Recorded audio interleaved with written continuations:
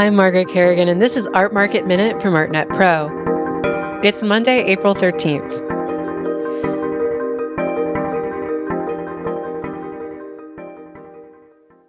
Last week, we hosted a live virtual event with ArtNet's editor-in-chief, Naomi Ray, and senior reporter Katya Kazakina that explored Katya's investigative cover story for our latest intelligence report about the rise of private auctions. These are highly curated sales that take place outside the traditional public auction format. They're quieter, more controlled, and crucially, far less transparent, since often the results of these sales are never known.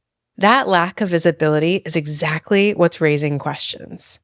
During the event, audience members had the chance to put their questions about these events to the ArtNet team.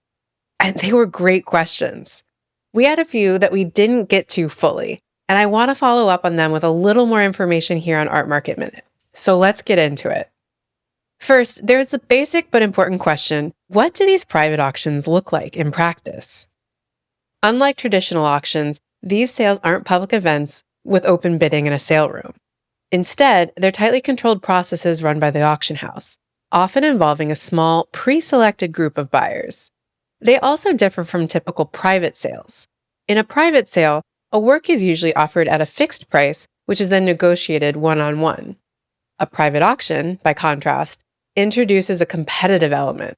Multiple bidders are invited to participate, even if the process happens discreetly and behind closed doors. One of the biggest concerns raised during the live event was about oversight. Several audience members asked, are these kinds of sales subject to traditional regulation? And more specifically, in places like New York, which is the biggest fine art auction market in the world, auctions have historically been regulated by the Department of Consumer Affairs. So are these so-called secret auctions skirting those regulations? The answer is nuanced.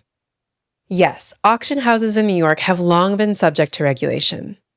But as Katya pointed out during the webinar, in recent years, some of those requirements have been significantly relaxed. In 2022, New York repealed a number of long-standing regulations on the auction industry, including a net price disclosure requirement and the removal of restrictions on chandelier bidding, as well as requirements for marking guaranteed lots in the catalogs and setting estimates above the reserve. Auction houses also no longer require a license to operate. So I followed up with Christie's about this to get a little more clarity about how they run their private auctions. And a spokesperson told me that they operate their private auctions in accordance with the same principles as their public auctions. So while private auctions may not necessarily be operating outside the law, auction houses in general are functioning in a much more flexible regulatory environment, one that gives them greater freedom to experiment with formats like these sales. Another question raised was whether this model really is new, or if we've seen similar approaches in other industries. For example, one attendee noted that in real estate, sealed bid sales are common for highly desired properties. In these, a select group of buyers submits confidential offers, often without knowing what others have bid. The process is controlled, discreet, and designed to maximize outcomes for the seller. Private auctions in the art market share some of those characteristics.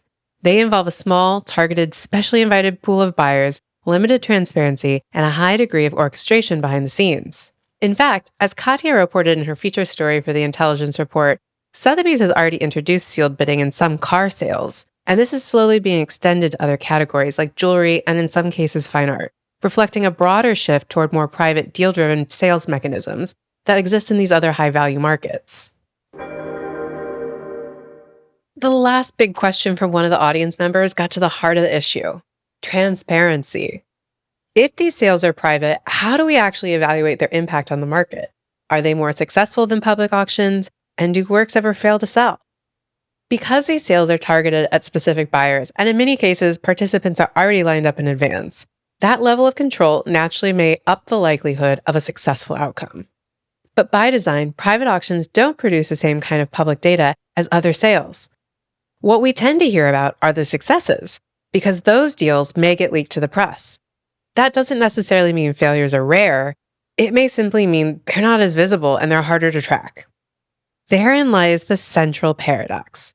If a work doesn't sell and no one reports it, did the sale effectively fail at all?